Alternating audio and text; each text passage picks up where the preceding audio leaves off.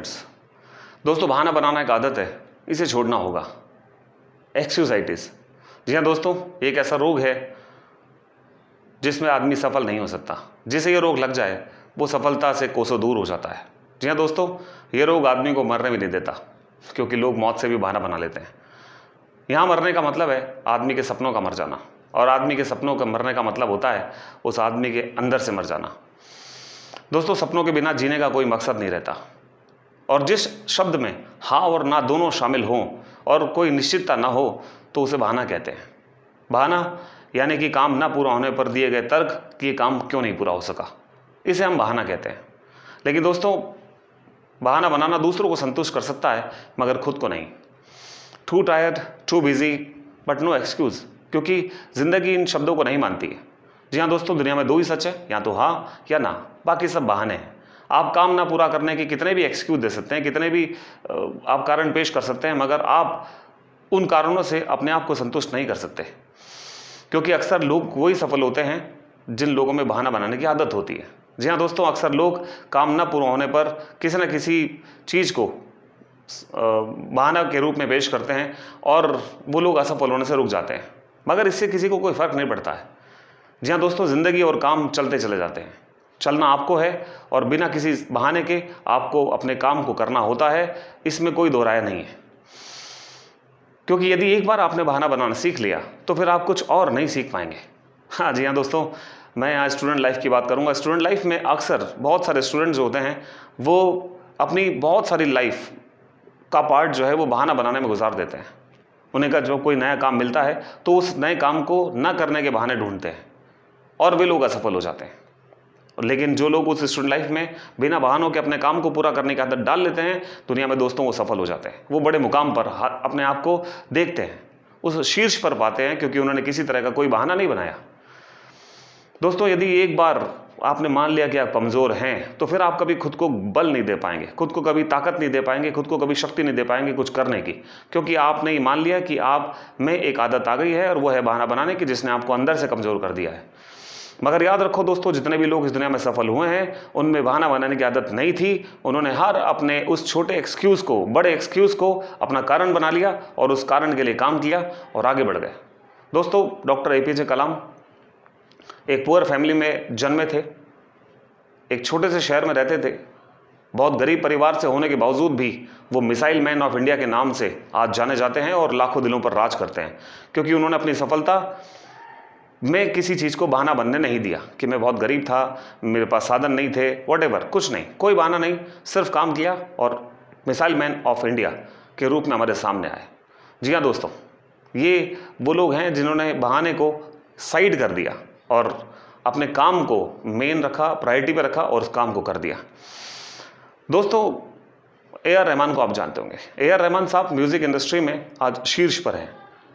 बचपन में उनके पिता उनको छोड़कर चले गए थे, यानी कि जल्दी ही उनकी मृत्यु हो गई थी, वो बहुत अकेले हो गए थे। लेकिन उन्होंने इस बात का बहाना नहीं बनाया कि मैं बहुत छोटा था, मैं क्या करता, और उन्होंने इस बहाने को साइड रखा और मेहनत की और आगे बढ़ गए।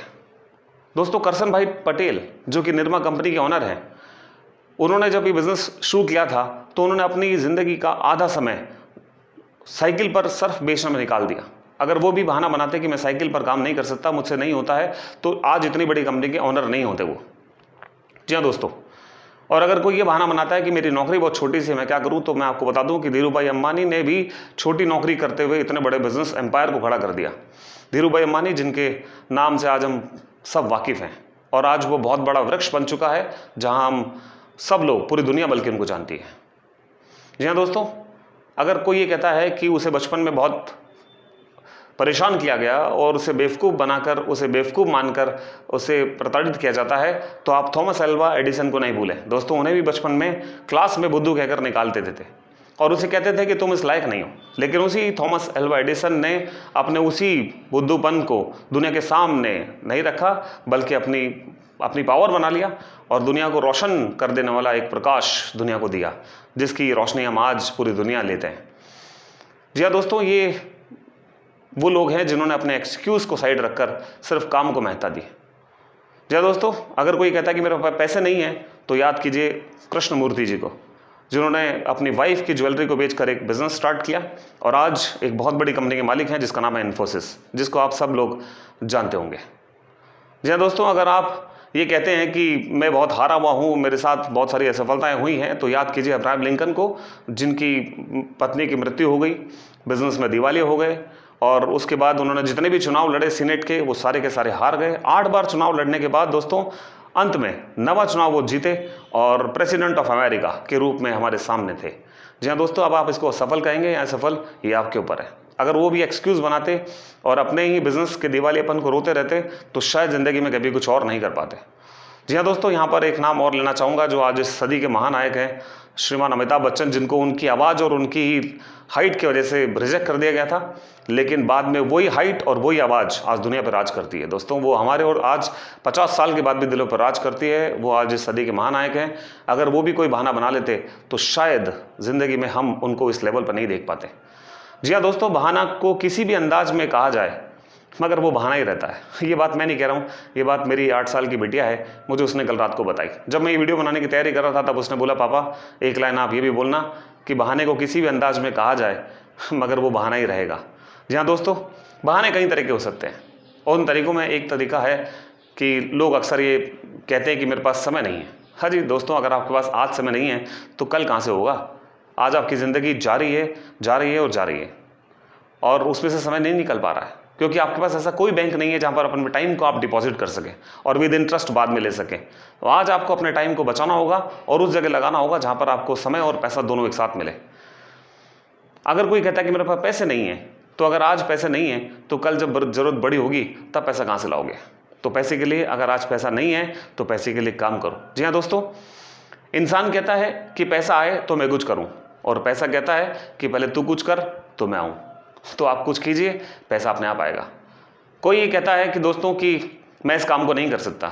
अरे नहीं कर सकता है तो भैया हम उस काम को सीख सकते हैं, हम उस काम को करने की हैबिट डेवलप कर सकते हैं, तो वो काम हम कर पाएंगे, हम कर सकते हैं। कोई ये कहता है कि मैं इस काम में रिस्क बहुत है। हाँ जी, रिस्क तो दुनिया में सांस लेने में भी है, रिस्क तो दुनिया में सड़क पर चलने में भी है। तो क्या हम सड़क पर चलना छोड़ देंगे? नहीं छोड़ सकते। हम रिस्क लेते हैं, हर पल रिस्क लेते हैं और हम जिंदगी में आगे बढ़ जाते हैं।